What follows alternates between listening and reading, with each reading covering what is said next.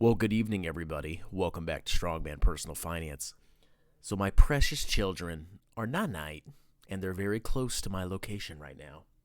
So I'm going to try to be a very quiet boy as we go over Strongman Personal Finance's net worth. That's right, my net worth.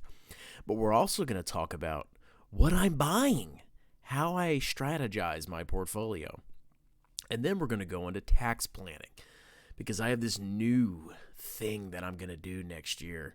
Whereas instead of paying quarterly taxes, I'm just going to have it taken all out of my work paycheck. So let's go through this whole complicated thing. And I know it looks confusing because I have a bunch of stupid accounts everywhere. I wish I could consolidate, but for many reasons, I am not consolidated. But I made some cool pie charts and I did some percentage breakdowns at the end, so you can see my disaster of a portfolio. Now, the first thing you notice is that I have multiple accounts. I have a Fidelity account. I've got a thrift savings plan. That's the Army 401k. I've got Vanguard. I got a new one, a Census. So a Census is a company that I guess manages 401ks, individual 401ks. And Vanguard sold their solo 401k component to a Census. So I saw this negative balance come out of my Vanguard account. Just my entire 401k, my individual 401k just vanished. And come to find out, it's been transferred to a Census. So I am now a proud member of a Census, and I have yet another stupid account that I have to track. It's starting to get stupid, to be honest. But I have a Census where I have my Roth 401k for my business. I don't really need it anymore because I have a full-time job or whatever. I've got my Schwab 401k. This is my current employment. Robinhood, this is my clown account. Cash, yes, I have cash. A pension with NASA, which I need to cash out. College 529 plans for my son and my daughter. These are college plans, obviously college 529. And my house, which I am an owner of my own home. So let's start from the top, and then we're going to look at the pie charts. And the pie charts are really helpful. So first of all, I have a Fidelity account. So I have 3 accounts in Fidelity.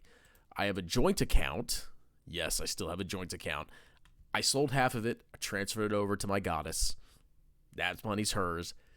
It's mine. I just need to basically move the money to my individual account. But I still have $1,600 sitting in literally VT in my personal account, in my joint account.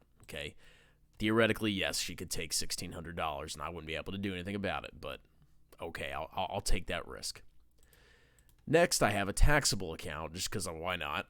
That's solely in my name of $26,885. That's also in VT. Then I have a Roth IRA, which I just maxed for the year. That's right, and I wasn't timing the market. Okay, as I got additional income, I put money in my Roth.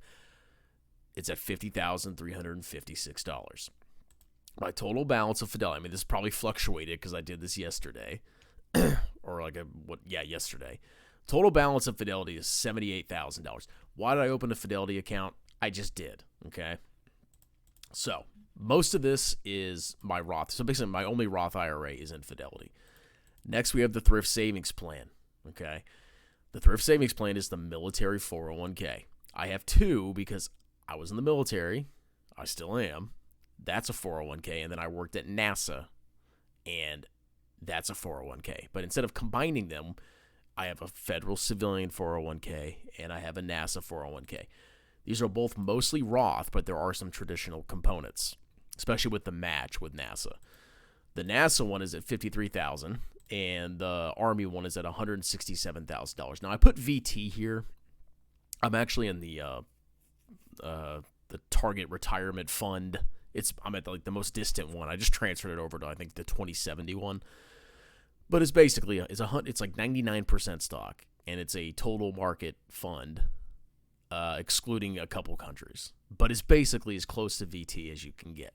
Okay, so my entire 401k of the government is $220,000 in VT.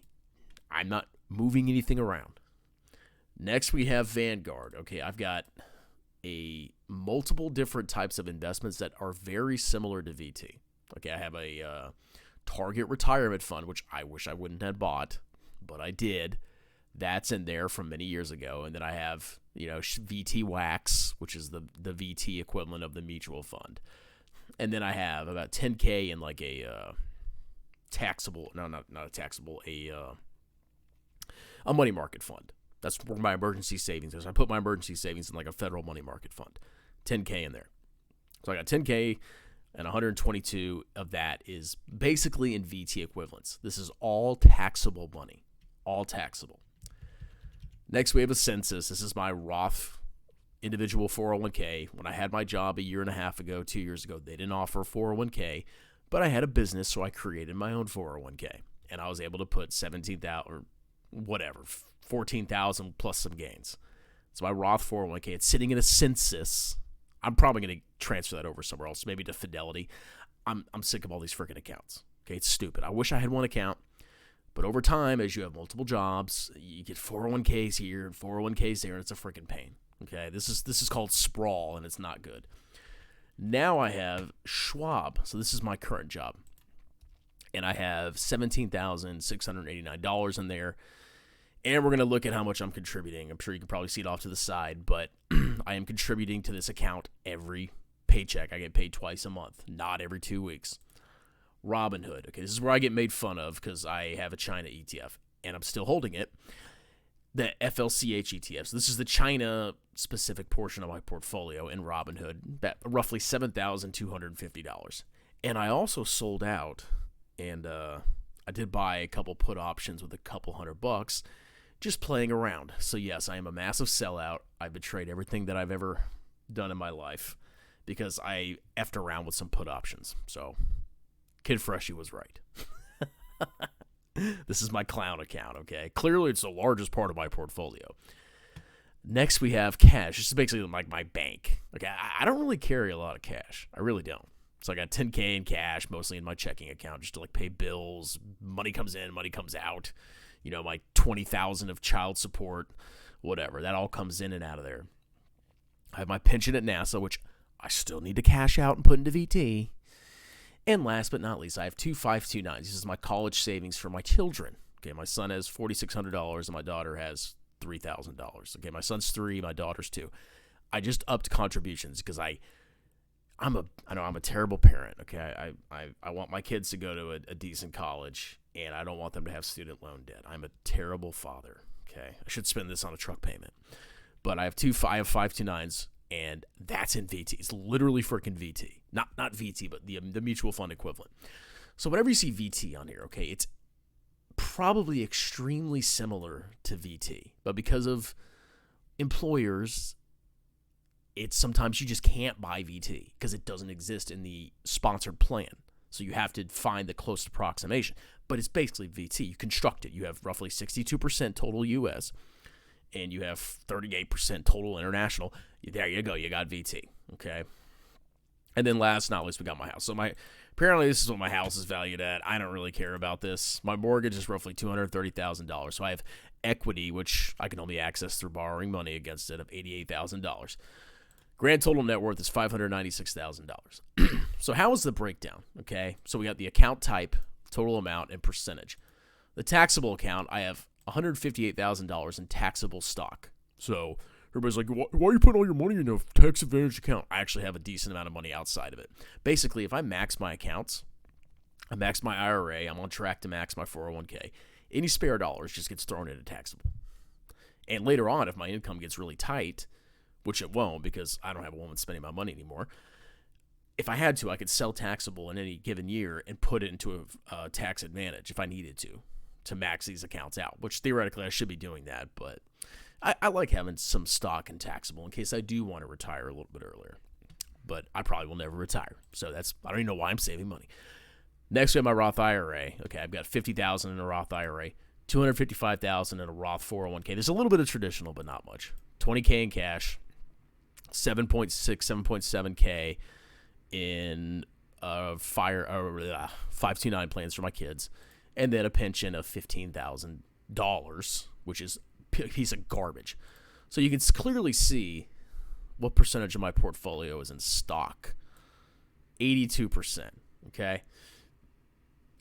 Now, let's go look at what I'm funding. So I just maxed my Roth IRA. Basically, how I do it is I don't try to time the market. The second I have spare cash, I chuck it inside my Roth IRA. Simple as that. Spare cash, chuck it in. As soon as I can max it out, I'm good. And then I move on, okay?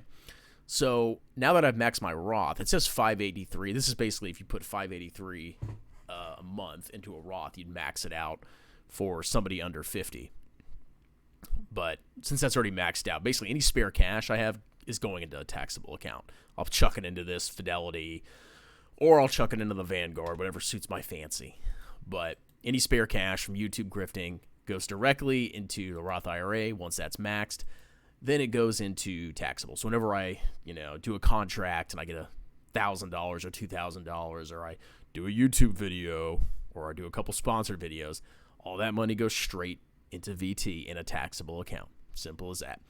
And then I have my 401k. I'm putting $16,800 or $1,682 a month into my Roth 401k. And I'm putting $300 total a month, $150 in each of my kids' 529s. I might even up that again because I don't want to deal with paying college, and I'm sure my goddess is not saving for it. So, of course, me as a man, I have to pay for it. So, roughly, I'm investing $2,565 per month. It's doable, boys, okay? So, let's look at some statistics here. So this is the breakdown. This first pie chart is a breakdown of my portfolio by account type. So you can see it's kind of small at the bottom, but you see in the green here is Roth 401k. The orange is Roth IRA. And the taxable stock is 27%. Home equity is 15%. Now, if we got rid of home equity, we didn't count that because I call it clown net worth. Okay, it just freaked out a little bit. You can see how the numbers change. Basically, 91% of my portfolio, of my entire net worth, excluding home equity, is in either a Roth 401k, a Roth IRA, or taxable stock. I'm basically all stock, okay, except for about 4%. I'm about 4% cash because, yes, you need cash. But that amount will dwindle as my investments grow. My cash amount will dwindle because I only need a certain amount of cash, and everything else goes into investments. So that's the net worth that's the percentages excluding home equity. Now, once again, the holdings, I'm 92% VT, 4% cash, 1% China, even though apparently I'm 100% China, but that's how it goes. And my pension is 3% of my portfolio, which that needs to go away. That needs to go away right now. I hate pensions.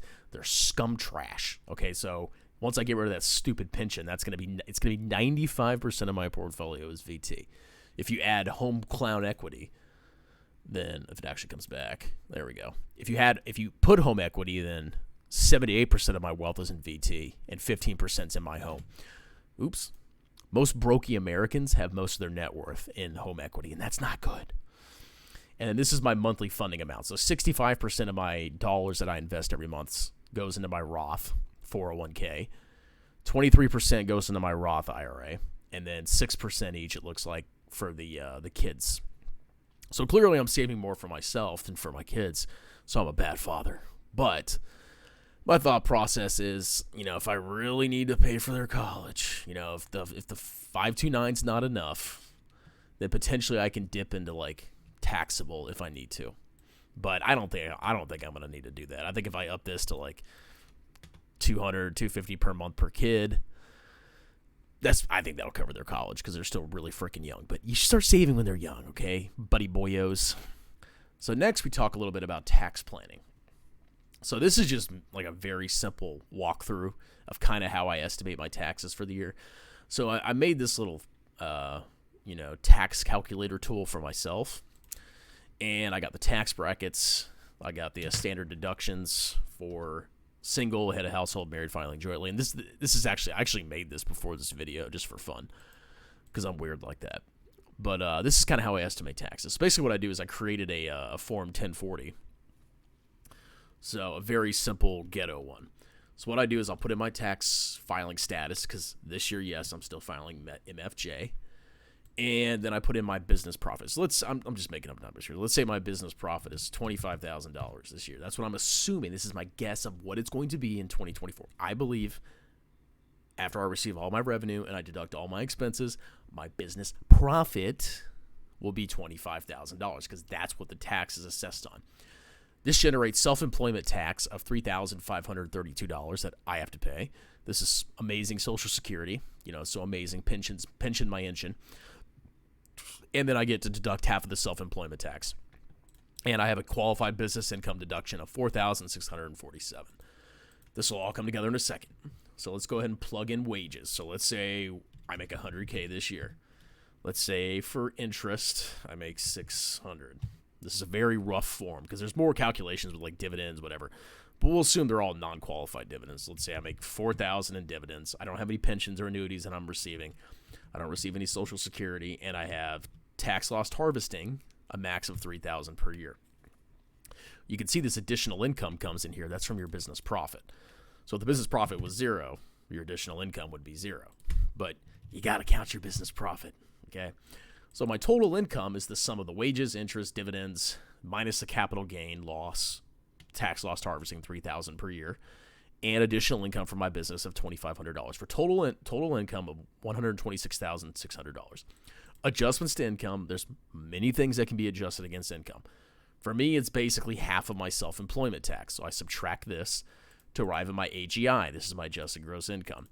Then I have the standard deduction, which is a VLOOKUP. So if I change my filing status to single, the standard deduction changes, but then the tax brackets would change.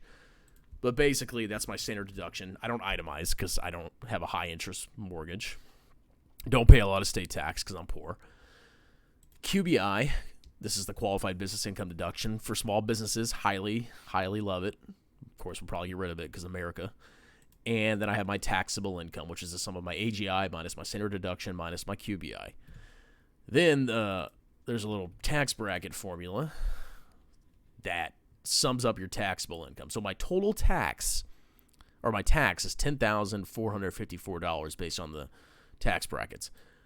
I have 2 children, so I get $4,000 of tax credit. That reduces the tax. I pay daycare, but the max you get for 2 kids is actually very small. It's $1,200. And then my self-employment tax, remember that? That comes back in at the bottom here. So that you have to add that. So my total tax is the sum of my tax from the tax brackets minus the tax credit minus the daycare plus self-employment tax is a total tax that I am positively paying to the government of $8,787. So basically, if you get 24 paychecks a month, if you're withholding $366 per paycheck, you're covering. You don't have to pay any estimated payments. I mean, obviously, this is just a very simple overview. You should not do tax planning based off this tool. But this is kind of like, a way I can kind of spitball. Like, if I made $120K at my job and I made $50,000 at my business, what would I pay in taxes? And you can kind of plan how much you withhold just for federal. This is not even state from your paycheck. So that's my whole net worth. That's my tax planning video. My net worth, let's go back. Apparently I'm poor, apparently. It's almost $600K. 78% of my wealth is in VT. 15% is in home equity. And the rest is like cash. My massive 100% all-in China investment is 1% of my portfolio. I guess if you count home equity, it really is nothing. And I basically contributed to my Roth 401k, my IRA, but it's max, so now I'm just doing taxable. And this is how you make money indexing. I don't have any grift courses. I don't receive $20,000 per person like Jeremy does scamming. This is just a normal guy buying VT as much as he can, not spending like a freaking idiot. And over decades, this stuff adds up. Have a wonderful night. If you want a sponsored video, don't forget to click the pinned comment below, $50 for a sponsored video. If you want to buy my book, check out Stop Being a Broke Loser on Amazon. And if you want a one-on-one tutoring session with me, Mr. Handsome Chad, it's $75 an hour. See the pinned comment below. Have a good night.